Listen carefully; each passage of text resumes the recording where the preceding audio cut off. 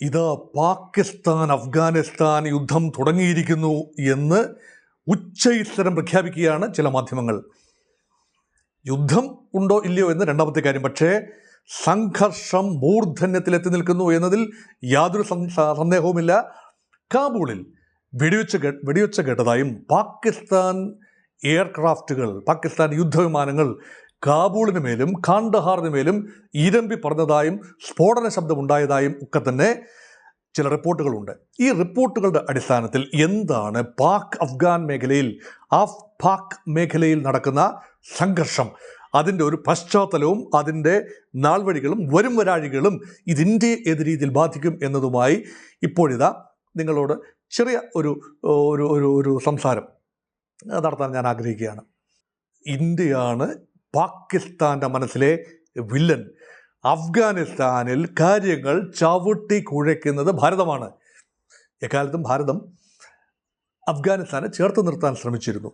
പക്ഷേ അഫ്ഗാനിസ്ഥാനിൽ താലിബാൻ ഭരണകൂടം ഉണ്ടായപ്പോൾ അവിടെ ഇന്ത്യ അഫ്ഗാൻ ബന്ധങ്ങൾ ഉലഞ്ഞു.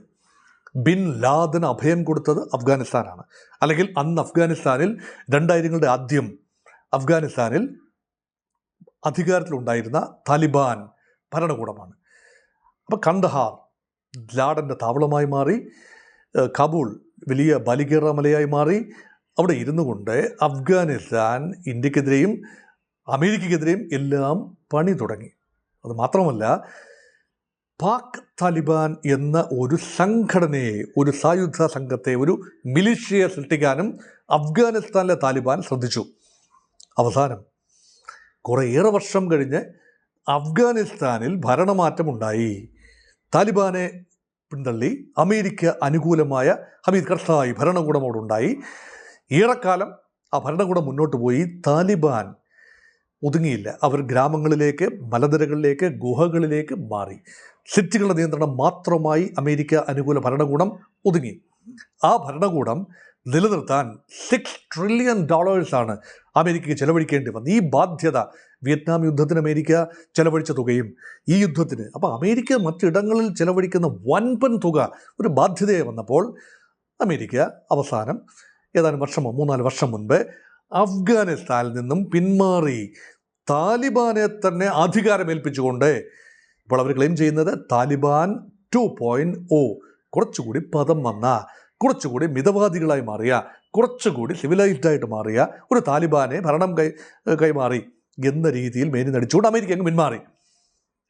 സമാന്തരമായി മറ്റൊന്നുകൂടി നടക്കുന്നുണ്ടായിരുന്നു. അഫ്ഗാൻ താലിബാൻ നട്ടു നനച്ച് വളർത്തിയ പാക് താലിബാൻ, പാകിസ്ഥാനുള്ളിലെ താലിബാൻ, പാകിസ്ഥാൻ ഭരണകൂടത്തിനെതിരെ തോക്കെടുത്തു. പാകിസ്ഥാൻ സൈന്യത്തിനെതിരെ നിരന്തരമായ ആക്രമണം, പ്രത്യേകിച്ച് ഖൈബർ പഖ്തൂൺഖ മേഖലയിൽ, അതായത് പഴയ വസീറിസ്ഥാൻ പ്രദേശത്തൊക്കെ, അല്ലെങ്കിൽ പഴയ കാല നോർത്ത് വെസ്റ്റ് ഫ്രോണ്ടിയർ പ്രൊവിൻസ്, അതാണ് പത്താൻ വംശജർ, പഷ്തു ഭാഷ സംസാരിക്കുന്നവർ അഫ്ഗാനിസ്ഥാനിലുമുണ്ട്, പാകിസ്ഥാനിലുമുണ്ട്. അപ്പോൾ ഇമ്രാൻഖാനൊക്കെ കടന്നു വരുന്ന മേഖലയാണ്. ആ മേഖലയിൽ ശക്തമായ സാന്നിധ്യമായി പാക് താലിബാൻ വളർന്നു.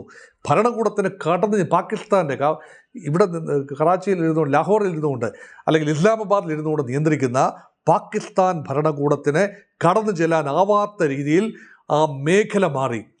ഏതാണ്ട് അഫ്ഗാനിസ്ഥാൻ്റെ സ്വാധീന മേഖലയായി മാറി. യഥേഷ്ടം പാക് താലിബാൻ ആളുകൾ അഫ്ഗാനിസ്ഥാനിലേക്കും തിരിച്ചും അങ്ങോട്ടും ഇങ്ങോട്ടും തന്നെ മാറുന്നു. ഇത് പാകിസ്ഥാൻ അഫ്ഗാനിസ്ഥാൻ സംഘർഷത്തിൽ കലാശിച്ചു. അതോടൊപ്പം ചേർത്ത് വായിക്കേണ്ട കാര്യമാണ് തെക്ക് പടിഞ്ഞാറൻ പ്രവിശ്യയായ ബലൂചിസ്ഥാനിലെ വൻപൻ പ്രക്ഷോഭം. അവിടെ Baloch liberation army, BLA, Pakistan സർക്കാരിൻ്റെ തീട്ടൂരങ്ങൾ അനുസരിക്കാതായിട്ട് വർഷങ്ങളായി. അതിന് പിന്നിൽ ഇന്ത്യയാണ് എന്നാണ് പാകിസ്ഥാൻ്റെ ആരോപണം. ബലൂചിസ്ഥാനിൽ നിന്നും തീർച്ചയായും അഫ്ഗാനിസ്ഥാനിലേക്ക് കടക്കാൻ വഴികളുണ്ട്. അഫ്ഗാനിസ്ഥാൻ്റെ ഭരണകൂടം ബലൂച്ച് തീവ്രവാദികളെയും BLAയെയും സഹായിക്കുന്നതായി പാകിസ്ഥാന് പരാതിയുണ്ട്. ഏത് നിമിഷവും ഒരു പൊട്ടിത്തെറി സംഭവിക്കാം എന്ന റിപ്പോർട്ടുകൾ ഉണ്ടായിരിക്കുമ്പോഴാണ് കഴിഞ്ഞ ഒരാഴ്ചയുടെ നിരന്തരം അതിർത്തിയിൽ, പാകിസ്ഥാൻ അഫ്ഗാനിസ്ഥാൻ അതിർത്തിയിൽ സംഘർഷം പുകയുന്നത്. ആ സംഘർഷം ഏതാണ്ട് ഒരു ഓപ്പൺ വാർഫെയറിലേക്ക് എത്തുകയാണോ? നോക്കൂ, ഇപ്പോഴത്തെ സമയം നോക്കൂ. ജനീവയിൽ ചർച്ച നടക്കുന്നു. അമേരിക്ക ഇറാൻ വിഷയം അവസാനിപ്പിക്കുന്നതിന് വേണ്ടി, ആണവ പ്രശ്നം സംസാരിക്കുന്നതിന് വേണ്ടി സമാധാന ചർച്ച നടക്കുന്നു. മറുവശത്ത് ഇസ്രായേൽ പലസ്തീൻ വിഷയം അതിനുവേണ്ടി peace process, Gaza peace plan തകൃതിയായി മുന്നേറുന്നു. ലോകത്തിൻ്റെ മുഴുവൻ ശ്രദ്ധ അങ്ങോട്ട് മാറിയപ്പോൾ പാകിസ്ഥാൻ ഇതൊരു അനുകൂല സാഹചര്യമായി എടുത്തിട്ടുണ്ടാവണം. അതുമാത്രമല്ല, ഇന്ത്യയെ സമ്മർദ്ദപ്പെടുത്താനുള്ള ഒന്നാന്തരം മാർഗമായി നേരിട്ടെതിർത്ത് ഓപ്പറേഷൻ സിന്ദൂറിൽ പാകിസ്ഥാൻ എവിടെ വരെ എത്തിയെന്ന് നമുക്കറിയാം. അതുകൊണ്ട് നേരിട്ട് ഇന്ത്യ എതിർക്കാൻ ഒക്കില്ലെങ്കിൽ അഫ്ഗാനിസ്ഥാനെ പൂർണ്ണമായി ഇന്ത്യയുടെ സ്വാധീന വലയമായിട്ടാണ് ഇപ്പോൾ പാകിസ്ഥാൻ കാണുന്നത്. കൈവിട്ട് പോയി മോനെ പോയി, അഫ്ഗാനിസ്ഥാൻ പോയി എന്നാണ് പാകിസ്ഥാൻ്റെ പരിവേദനം. അതുകൊണ്ട് കുറേയൊക്കെ ശരിയാണ്. ഇന്ത്യ ഒരു സ്ട്രാറ്റജിക് ഓപ്പർച്യൂണിറ്റി കാണുന്നു പാകിസ്ഥാനെ സാൻഡ്വിച്ച് ചെയ്യാൻ വേണ്ടി.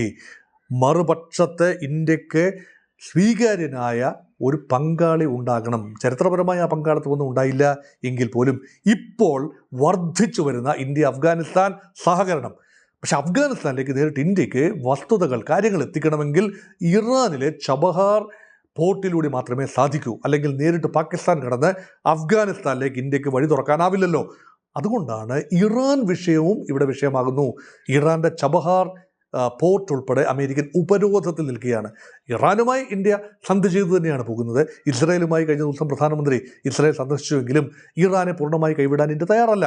ഇറാനുമായുള്ള ചരിത്രപരമായ ബന്ധം നിലനിർത്തിക്കൊണ്ട് തന്നെ ഒരു ഞാണിന്മേൽ കളി എന്ന നിലയിൽ ഇസ്രായേലുമായി ഒരു തന്ത്രപരമായ സഹകരണം ഉറപ്പിക്കാനുള്ള ശ്രമമാണ്. പക്ഷേ ഇസ്ലാമിക ലോകത്തെ ഏതെങ്കിലും ശക്തികളെ നേരിട്ട് ഇന്ത്യ സ്വാധീന വലയത്തിൽ ആക്കണം. ഇത് ഇന്ത്യയുടെ സ്ട്രാറ്റജിക് ഇൻട്രസ്റ്റാണ്. പ്രത്യേകിച്ച് അഫ്ഗാനിസ്ഥാൻ പോലെ തന്ത്രപ്രധാനമായ ഒരു സ്ഥലം ഇന്ത്യയുടെ ലാർജർ സിവിലൈസേഷണൽ റെറ്ററിക്കിൻ്റെ ഭാഗമാണ്. അഖണ്ഡ ഭാരതത്തിൻ്റെ ഭാഗമാണ് അഫ്ഗാനിസ്ഥാൻ. നോക്കൂ, അതുവരെ പതർന്നു കിടക്കുകയാണ്. ഗാന്ധാരി, മഹാഭാരതത്തിലെ ഗാന്ധാരി ഇവിടെ നിന്നാണ് വരുന്നത്. ഗാന്ധാര രാജ്യത്ത് നിന്നാണ് വരുന്നത്. ആ ഗാന്ധാര രാജ്യമാണ് കന്ദഹാർ. ഗാന്ധാരത്തിൻ്റെ ആസ്ഥാനമാണല്ലോ കന്ദഹാർ. അഫ്ഗാനിസ്ഥാൻ മേഖലയാണ്. ചരിത്രപര ബന്ധമുണ്ട്. ആ മലനിരകൾ കടന്നാണ് പലപ്പോഴും അധിനിവേശ ശക്തികൾ ഇന്ത്യയിലേക്ക് കടന്ന് ഖൈബർ പാസ് കടന്നാണ് ഇന്ത്യയിലേക്ക് എല്ലാ അധിനിവേശ ശക്തികളും മുൻകാലങ്ങളിൽ പ്രവേശിച്ചിട്ടുള്ളത്. പക്ഷേ അഫ്ഗാനിസ്ഥാൻ മാത്രം ഒരു അധിനിവേശ ശക്തിക്കും ഒരു കാലത്തും പിടികൊടുക്കുക. ഇറാനാകട്ടെ അഫ്ഗാനിസ്ഥാനാകട്ടെ പൂർണ്ണമായി പാശ്ചാത്യമോ തദ്ദേശീയമോ അല്ലെ ചുറ്റുപാടുമുള്ള അധിനിവേശത്തിന് വഴങ്ങാതെ സ്വന്തമായി പോരടിച്ച് നിന്നു. അതുകൊണ്ട് ഇന്ത്യക്ക് അഫ്ഗാനിസ്ഥാനെ ഒരു കാരണവശാലും പൂർണ്ണമായി കൺട്രോൾ ചെയ്ത് നിർത്താനാവില്ല.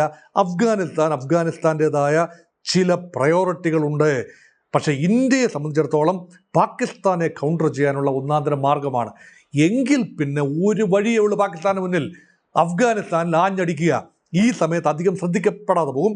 അതുകൊണ്ട് അഫ്ഗാനിസ്ഥാൻ്റെ ഏതാണ്ട് മിസൈൽ ശേഖരം നല്ലപോലെ ഉണ്ട്. റോക്കറ്റുകളുണ്ട്, റോക്കറ്റ് ലോഞ്ചേഴ്സ് ഉണ്ട്, മിസൈലുകളുണ്ട്. അഫ്ഗാനിസ്ഥാൻ ഇല്ലാത്തത് ഒരു വ്യോമ സേനയാണ്. കാര്യമായ വ്യോമ പ്രതിരോധ സംവിധാനങ്ങൾ ഉണ്ടെന്ന് പറയാനാവില്ല. വ്യോമസേന ഇല്ല. കാരണം വ്യോമസേന ഉണ്ടാകണമെങ്കിൽ അതിനുള്ള സാമ്പത്തിക ഒരു പ്രോഗ്രസ് ഉണ്ടാകണം. കാര്യമായ വ്യോമസേനയില്ല. പക്ഷേ സർഫസ് ടു എയർ മിസൈലുകളുണ്ട്. അത് അമേരിക്കയുടെ കാലത്ത്, അമേരിക്ക അധിനിവേശ കാലത്ത് അമേരിക്കൻ സൈന്യത്തിൻ്റെ ഇടയിൽ നിന്നും താലിബാൻ പിടിച്ചെടുത്തതുണ്ട്. അല്ലാത്ത കാര്യങ്ങളുണ്ട്. ഇതെല്ലാം തന്നെ പരിമിതമായ തോതിൽ ഒരു ഡിഫൻസ് കേപ്പബിലിറ്റി അഫ്ഗാനിസ്ഥാൻ നൽകുന്നു. ഈ സാഹചര്യം തുടർന്നാൽ ഇന്ത്യ നാളുകളിൽ അഫ്ഗാനിസ്ഥാനെ ആയുധം അണിയിക്കില്ല എന്നെങ്ങനെ പാകിസ്ഥാൻ വിശ്വസിക്കാനാവും? എങ്കിൽ പിന്നെ പ്രീ എംപ്റ്റീവ് സ്ട്രൈക്ക്, മുൻപിൽ തന്നെ ഓടുന്ന പട്ടിക്ക് 2 മുഴം മുന്നേ എറിഞ്ഞു വയ്ക്കുക. ഇത് തന്നെയാകാം പാകിസ്ഥാൻ്റെ മനസ്സിൽ. അതുകൊണ്ട് അഫ്ഗാനിസ്ഥാൻ പ്രസ്താവന സാഹിത്യം കടന്ന് പാകിസ്ഥാനിലേക്ക് ആക്രമണം വ്യാപിക്കുന്നില്ല എന്ന് ഉറപ്പുവരുത്താൻ വേണ്ടി ഒരു പ്രീ എംപ്റ്റീവ് സ്ട്രൈക്ക് എന്ന നിലയിൽ പാകിസ്ഥാൻ അഫ്ഗാനിസ്ഥാനിൽ ആഞ്ഞടിച്ചു എന്ന് വിശ്വസിക്കാനാണ് ഇപ്പോൾ ഈ സംഭവം നിരീക്ഷിക്കുന്നത്. ഒരു പക്ഷേ ഒരു സൂചന സ്ട്രൈക്ക് ആകാം. നാളുകളിൽ ഒരുപക്ഷെ ഈ വീഡിയോ നിങ്ങളിലേക്ക് എത്തുന്ന സമയത്ത് കൂടുതൽ എസ്കലേഷൻ മോഡിലേക്ക് പോകാം. ഒരുപക്ഷെ അത് ഫിസിൽ ഔട്ട് ചെയ്യുകയും ചെയ്യും. 2 രീതിയിലും സംഭവിക്കാം. അതുകൊണ്ട് അതേക്കുറിച്ച് പറയാം. നാളെ എന്താണ് സംഭവിക്കുന്നത് എന്ന് മുൻകൂട്ടി പറയാനാവില്ലല്ലോ. അതുകൊണ്ടാണ് അഫ്ഗാനിസ്ഥാൻ ഒരുപക്ഷെ കൂടുതൽ ചർച്ചകളിലേക്ക് വരേണ്ട സമയം ആയി കഴിഞ്ഞിരിക്കുന്നു. അഫ്ഗാനിസ്ഥാൻ്റെ ധാതു സമ്പത്തിൽ പലർക്കും നോട്ടമുണ്ട്. അഫ്പാക് മേഖലയുടെ സുരക്ഷ പാകിസ്ഥാൻ്റെ നിലനിൽപ്പിന് തന്നെ വളരെ പ്രധാനമാണ്. പാകിസ്ഥാൻ എന്ന രാജ്യം 4 ചിതറി പോകാതെ ഇരിക്കേണ്ടതിന് അഫ്ഗാനിസ്ഥാനിൽ നിന്ന് ആക്രമണം തടഞ്ഞു നിർത്തേണ്ട ആവശ്യമുണ്ട്. കാരണം ഖൈബർ പഖ്തൂൺഖ എന്ന ബെൽറ്റ് പൂർണ്ണമായി പാകിസ്ഥാൻ ഭരണകൂടത്തിനെതിരെ നിൽക്കുകയാണ്. ബലൂചിസ്ഥാൻ എന്ന ബെൽറ്റ് പൂർണ്ണമായി ആ പാകിസ്ഥാൻ ഭരണകൂടത്തിനെതിരെ നിൽക്കുകയാണ്. ഏതാണ്ട് പൂർണ്ണമായി. സിന്ധിൽ കാര്യമായ റിസെൻറ്റ്മെൻ്റ് ഉണ്ട്. പഞ്ചാബി ഡോമിനേഷനാണ് പാകിസ്ഥാനിൽ സംഭവിക്കുന്നത്.